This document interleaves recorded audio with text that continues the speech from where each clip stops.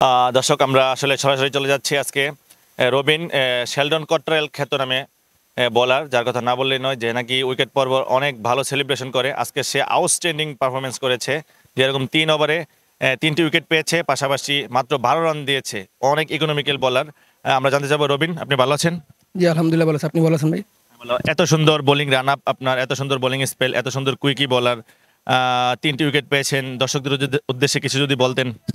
আসসালামু আলাইকুম। আসলে দর্শকদের জন্য খেলাধুলা করি, দর্শকরা উৎসাহ দিতে বেদে এত ভালো বল করছি। ঘর রং করার সকল সমাধান এখন এক জায়গায়, Madina paint centre, Yunus mansion, Lalbazar, Akhaura. Wicket পর্ব দেখলাম আপনি বেশ কিছু সেলিব্রেশন, একবার একদম মাটিতে শুয়ে সেলিব্রেশন করেছেন, বিভিন্ন সময় বিভিন্ন সেলিব্রেশন করেছেন। এটা কাকে ফলো করেন বা কিভাবে সম্ভব? দর্শকরা অনেক এনজয় করে, একটু বলবেন প্লিজ। আসলে আমি সব সময় বলি, ওই যে ডিজে রনি ভাই, ওনার কাছ থেকে আমার সেলিব্রেশন শেখা। আর এইসব সেলিব্রেশন একমাত্র আমি দর্শকের বিনোদনের জন্য দিই, যেহেতু খেলাধুলা বিনোদনের জন্য, তো আমি আমার সেলিব্রেশনটা দিই যাতে দর্শক বিনোদন পায়, হাসি খুশি থাকে, এই আর কি।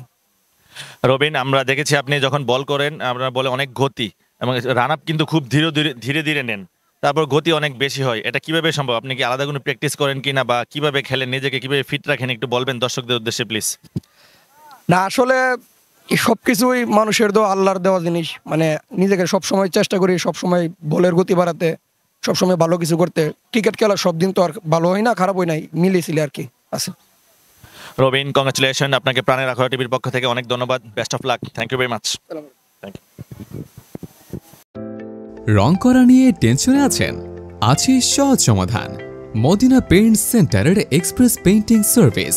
বাড়ির প্রয়োজন অনুযায়ী আমরা দিচ্ছি কমপ্লিট পেইন্টিং সলিউশন, সঠিক রং, দক্ষ painter, perfect colour scheme, complete supervision.